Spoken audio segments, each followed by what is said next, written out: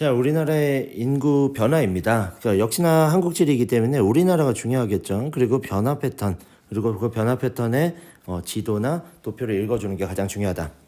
자연적 증감이라고 했는데 얼마 전에 우리가 자연적 증감에 대한 얘기가 우리가 마이너스 수치가 들어갔다라고 얘기하죠. 마이너스. 우리가 자연적으로 그냥 두면 우리나라 인구는 이제 줄어든다는 이야기를 하고 있습니다. 사회적 증감이라고 하면은 이제 전입자죠. 우리가 대부분 보면은 베트남이나 이런 데서 네팔이나 이런 데서 일을 하기 위해서 우리나라에 들어오는 인구 이런 것들에 의해서 결정이 된다. 우리나라 아무래도 이제 자연적 증감보다는 사회적 증감이 늘어날 가능성이 높습니다. 실제로 지금 이런 이유는 의학기술의 발달, 누구나 아는 거죠. 우리가 저출산 고령화를 얘기할 때 의학기술의 발달, 경제 발달의 수준, 아무래도 잘 살게 되면 이런 인구의 변동이 될 수 있다. 왜? 우리나라가 지금 잘 살아지고 있기 때문에 외국에서 들어오는 유입 인구를 무시할 수 없다. 인구 정책입니다. 과거부터 한 1980년도, 90년도, 2000년도에 인구 정책에 따라서 이렇게 영향이 생겨났다. 이렇게 봐야겠죠. 자, 이 밑에는 인구 변천 모형인데 이제 수능에 자주 출제되는 인구 변천 모형 중에 하나입니다. 실제로 여기 맨 위에 있는 요 부분은 둘 다 높은 단계. 이거는 대부분 개발도상국에서 후진국형입니다. 그러다가 이제 의학기술이 급격한 발달이에요, 실제로. 그래서 사망률이 급감이죠, 급감. 거의 절벽 정도로 이렇게 들어가는 거죠. 사망률이 이렇게 내려가는데 출생률이 유지가 되는 상태가 되면 여기서 이 부분이 자연 증가 상태가 폭발적으로 늘어난다. 선생님이 있었던 시대도 아무래도 그래서 선생님이 수능 볼 때는 100만 명에 육박할 정도로 90만이 넘는 인구가 수능을 치기도 했습니다. 자, 근데 이제 지금 여러분의 세대죠. 출생률이 급격히 낮아지고 있습니다. 더군다나 이렇게 인구 증가율조차도 다소 낮아지는 후기 확장기다. 근데 이제 지금은 이제 제가 아이를 낳았는데 지금은 한 명만 낳는 시대거든요. 그럴 때는 사망률과 출생률이 모두 낮게 나타난다. 그래서 사망률과 출생률이 모두 낮게 나타나면서 지금 아까 말했던 자연적 증감이 마이너스 포인트까지 들어가는, 물론 우리나라는 이러한 것들에서 뭐가 더 큽니까? 사회적 증감에서 우리 자연적 증감이 둘 다 동시에 낮게 나타나고 있어요. 그래서 대부분 우리가 저출산이라고 하는 요인에 여성의 사회적 진출을 가장 크게 꼽죠. 그리고 결혼의 어려움, 그리고 비정규직 이런 것들을 낳고 있다. 자, 우리나라 인구 성장으로 내려가 봅시다. 이게 왜 안 돼?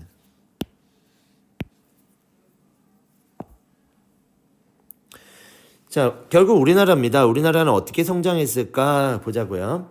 조선시대에는 출생률이 높았으나 낮은 농업생산력과 질병이 많아서 사망률도 높았다. 전형적으로 이제 전통 전근대 사회다 이렇게 봐야겠죠. 일제강점기 때 의학기술의 보급으로 사망률은 낮아졌지만 식량의 증산 등으로 부양력이 높아진다. 일제가 뺏어갔죠. 일제가 식량의 약탈 이런 것들 때문에 부양력이 높아졌다. 별로 크게 중요시하진 않습니다. 자, 광복에서부터 1960년대까지는 6.25로 인한 사망이 특징이고요. 그 다음에 출산부, 많은 인구가 죽어서 그런지 자연적 증가가 상당히 많은 게 특징이다.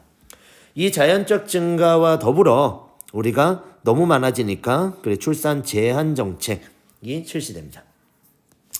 그러다가 결국은 지금 보면 초혼 연령의 상승과 지금이죠. 만혼과 비혼 등의 출산율이 매우 낮아졌다. 매우 낮아진 게 하나의 또 특징이다 이렇게 봐야겠죠.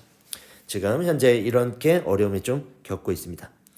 자, 밑에 보면은 인구의 변천이 나오는데 자연적 증가가 계속적으로 폭발적으로 늘어난 게 보이죠 지금. 자연적 증가가 대부분 많습니다. 왜? 우리나라는 벼농사 국가이기 때문이에요. 그러다가 우리 산업화와 맞물려서 자연적 증가는 상대적으로 좀 줄어들고 있다. 그리고 지금은 저출산 인구가 될 가능성이 높다라는 게 사실입니다. 자, 이런 것들은 여러분이 그래도 누누이 잘 알고 있지 않을까 합니다. 자, 우리나라의 인구구조 변화를 한번 살펴볼게요. 자, 우리나라 인구구조는 자, 출생률이 낮아지면서 유소년층 인구의 비율도 감소하고 있다는 게 포인트. 그리고 청장년층 인구 비율도 증가한 후 감소할 것으로 예상됨. 2010년 중반까지는 인구가 유지되다가 지금부터 폭발적으로 낮아질 게 뻔하다. 이제 이렇게 봐야겠죠. 노년층 인구는 역시나 증가하고 있습니다. 자, 우리는 1960년에는 유소년층 인구의 비율이 매우 높다. 우리 누누이 배웠죠. 일반 사회 시간이랑 사회 시간에 중학교 때. 그러다가 여기 노년층 인구 비율이 증가함, 여기 비율이 증가한다는 걸 볼 수 있고요. 그 다음에 여기 나와 있죠. 맨 마지막 2060년에는 어떻게 예상하고 있냐. 저출산과 생명이 증가될 경우에, 수명이 증가될 경우에 노년층 인구가 매우 높아질 것으로 예상됨. 물론 예상이기 때문에 이런 규모가 되기 전까지 국가 사회 정책이 펼쳐져야 됩니다. 훨씬 더 크게. 근데 이런 것들을 해줄 필요가 있다. 요거 하나만 보고 갈게요. 여기 중위 연령이라고 나와 있는데 이게 중요합니다. 여러분들이 대부분 요거를 중간값이라고 배우거든요. 수학 시간에. 배웠을 겁니다. 중학교 3학년 때 배우니까. 우리가 중앙값. 그럼 중앙값은 뭐냐면 키가 아주 큰 집단이든 아주 작은 집단이든 간에 20명이면 21명을 세워놓고 중간에 위치하는 게 중위 연령입니다. 그래서 우리나라 사람들이 지금 만약에 4,500만 명이면 5천만 명이면 5천만 명을 일렬로 세운 다음에 가장 가운데 있는 연령이 우리가 중위 연령이다. 그래서 가운데가 50세야. 그러면 나이가 많아졌구나. 그리고 자 밑으로 가면 중위 연령이 이제 나중에 낮아지면 왜 그러지?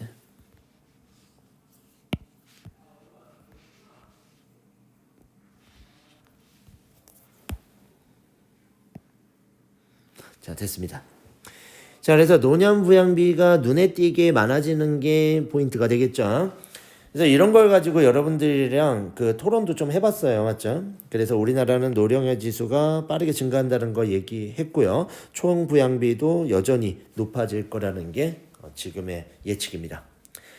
그래서 저도 수업 시간에 한번 얘기를 해봤지만 한 30세 이후부터의 지금 노년층에 해당한 연령의 인구에 대해서는 우리가 노년 인구 부담에 대한 경비를 조금 더 늘려가야 되지 않을까.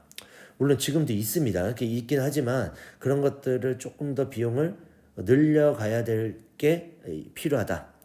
지금 정부 정책에서 통일이나 이런 거에 대한 비용을 예측해가지고 그거를 이제 정부 예산에서 쓰고 있는데 저축을 하고 있는데 이런 것도 우리가 필요할 거라고 봅니다. 자, 우리나라 성비에 대한 얘기인데 과거에는 좀 남존여비 해가지고 남자에 대한 성비, 여성이 딸이 낳았을 때 딸을 낳지 않는 이런 것들이 많았죠. 요새는 아니죠. 그래가지고 요새는 여아에 대해서도 큰 규제를 두지 않고 뭐 낙태나 이런 것들도 여성의 권익을 위해서 법적으로 풀었죠. 그런 것들 자체가 예전에 남아선호 사상이 계속적으로 남아 있었다면 그것도 하기가 쉽지는 않았을 겁니다. 근데 지금은 괜찮다. 지금 많이 좀 좋아졌다 이렇게 봐야겠죠. 인구 구조의 지역적 차이를 한번 보면 결국은 청장년층 인구가 유출되는 곳과 유입되는 곳에서 구조가 나타난다는 거. 그리고 밑에 보면 전체적으로 보면 촌락의 연령층 성비는 매우 높지만 전체적인 성비는 낮게 나타나는 점이 이런 겁니다. 좀 정리를 좀 해봤고요. 그리고 아무래도 이제 여성 100명당 남성의 수가 많은 곳이 촌락일 가능성이 지금 많습니다. 그래서 보면 군부대가 많은 지역에서 남초 현상, 이건 당연하겠죠. 군대니까 이런 거 들 수 있고. 그다음에 이제 중화공업이 많이 하는 것에 또 남초 현상이 나타나고 있다. 거꾸로 보면 반도체 공장으로 가면 여자가 근무하는 환경입니다. 대부분. 그래서 구미나 청주 인근에 일정 지역이 사는 곳에 가면 또 여초 현상이 나타나기도 합니다.